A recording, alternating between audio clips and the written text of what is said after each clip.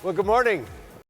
I can't believe this is the last day of A&I, and I'm impressed with what we saw on the dance floor last night. How many people are here this morning? So thank you for being here. But it is the last day, and in many ways, or at least a couple of ways, we saved the best for last. And that is the Frederick C. Morgan Achievement Award. This is really an honor to be able to do this. It's given each year to an HFMA member for outstanding contributions to the association over the course of an entire career. And this year, it really is my honor to present this award, the highest individual honor award that we have, to Cathy Dougherty.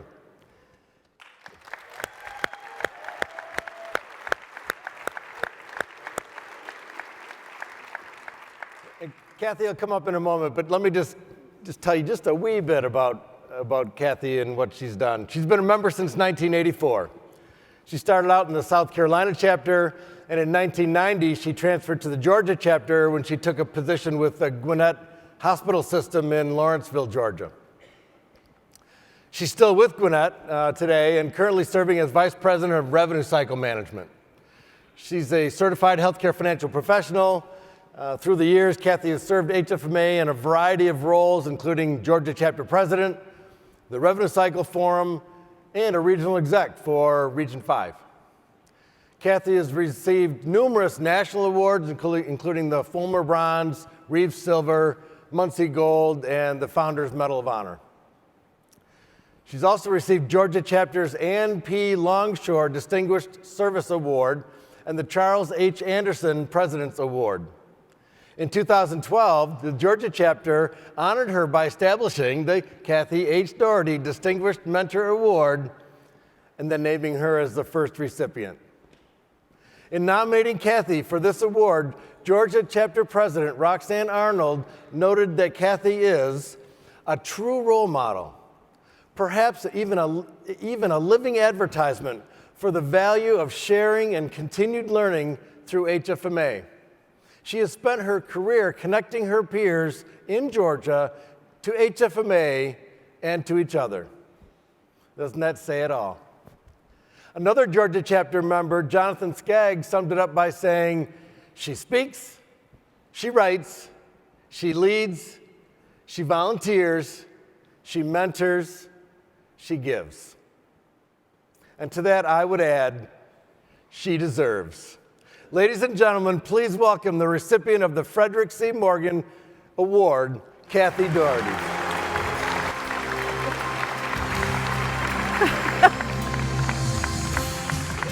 That's pretty nice, isn't it? You feel like an Oscar, and then you feel like the beauty queen. I never was in a beauty pageant, but I like the wave. First, let me thank everyone here that is representing me on these first two rows. I appreciate it so much. Some people even changed their flights to stay because they didn't realize when the award was. I'm honored to stand here as the 57th recipient of the Frederick C. Morgan Award. People are already calling me 57, and they're calling me Frederica. So forever I will be Frederica in the Georgia chapter. Because I served on the award selection committee last year, I know firsthand the caliber of HFMA volunteers who are nominated by their chapters. It was a very overwhelming list. The firsthand knowledge I have is about Bob Broadway last year, the Florida chapter, Neil Kuntz from the Tennessee chapter, both Region 5 greats. A special thanks to Jane Gray and Roxanne Arnold, who were presidents of the Georgia chapter 2 years in a row, who sent nominations and gathered up all the what Cathy did and what do you know about Cathy, and submitted the nominations. When HFMA's outgoing chair, Carrie Cornicelli, called to tell me I had been selected as this year's Morgan Award recipient, I thought she was actually telling me I was being nominated. She had to say, "Cathy, no, you are the recipient." I'm like, oh. Believe it or not, at this point, I was totally speechless. And if you know me, I am a chatty Cathy. I am never short on words. And so I'm sure that was just moments of silence on the phone. I don't know, it was kind of a blur. I want to take a few minutes to share with you what HFMA has meant to me I joined the wonderful South Carolina chapter in '84. For many of you, one individual urged you to be involved in HFMA, and that person for me was my CFO, Suzanne Hoddexet Ward. She's a past president of the South Carolina chapter.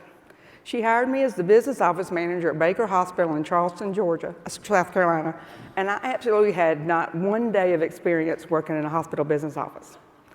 She wanted a person with people leadership skills, and she liked that I had human resources background with AT&T. I didn't know what accounts receivable was. I didn't know what bad debt was. I knew nothing. She assured me there was a good staff to help me. 25 is all there was. And HFMA would give me all the knowledge I needed. And she was right. HFMA provided the avenue for my learning about hospital finance and gave me a network of peers that I have always counted on. When I returned to Atlanta, Georgia, HFMA impacted my job selection. I immediately sought out a leadership position at DeKalb Health System, where former HFMA chair Bonnie Phipps was the CFO. I had met Bonnie through HFMA and really wanted to work with her. This is when I transferred my membership to the awesome Georgia chapter. Wanting to be closer to home, I took a position at Gwinnett Hospital System, which is in Lawrenceville, Georgia, in the suburbs of Atlanta. My CFO at that time was not involved in HFMA, but he encouraged me to continue to be a part, so I was proud of that. My current CFO, Tommy McBride, is the previous Georgia chapter board member and has supported my roles at HFMA for the 23 years we have worked together. Without his support, my role as a volunteer would have been significantly different. I also want to recognize a few of the HFMA members who really got me started on this leadership path. When I was first in the chapter, I served on a few committees, but Joanne Kimmons, now a retired past president from Georgia, is the one who pushed me into a leadership role. She asked me to be the Certified Patient Account Representative Chair, and the CPAR program is very valuable in Georgia. Joanne is not a person to say no to, and failure is not an option. I was a tad fearful of not measuring up because this program had been so successful. However, the chapter members supported me totally, all was well, and I did that for several years. Over the next few years, I was asked to serve on the Education Council, which in the Georgia chapter is a lot of work. There's an educational content chair one year and the hotel logistics chair. So you learn a lot. I mean, who's ever done hotel contracts? I mean, I could not have been successful at these roles without support and encouragement from the chapter leaders Lex Klamke, Tim Beatty, Terry Tillery, Lee Evans, and Bill Ikus. All of these volunteers are now past presidents of the Georgia chapter. Lee Evans is the person who reached out to me to determine my interest in joining the Georgia chapter board and moving up to the ladder to chapter president. Because in Georgia, it is an 8-year commitment when you get on the board to go all the way to immediate past president. So it's a big commitment. When he called to congratulate me, I said, Lee, you're the person who totally got me involved in this. And he says, I don't remember that. I said, you did. I do. Lee is one of those leaders that I admire, as he has always sees the good side of every subject. He has never said a bad thing about an individual, and I admire him for that. Another special HFMA connection for me is Rick Childs. Rick followed me in the rotation to president of the Georgia chapter. This meant we traveled together for many years, and he is definitely my HFMA husband. And I am definitely his HFMA wife, and his wife Cindy is fine with all that. We are really good friends. Another special time for me with HFMA was during my role as regional executive for Region 5. Whew. That is the best job ever. The Region 5 chapter presidents were a close-knit group who worked hard for their chapters and the region. They worked together. They made the RE job very, very easy. I appreciate my time spent with Renee Jordan from Florida, Jude Crowell from South Carolina, Paul Bolin from Tennessee, Richard Bowerly from Alabama, and Jane Gray from Georgia. I continue to say that the regional exec job is the absolute best job in HFMA, and it is definitely the most fun. With all the memories and friendships related to HFMA, the most special are those related to the leaders who have worked with me at the hospital.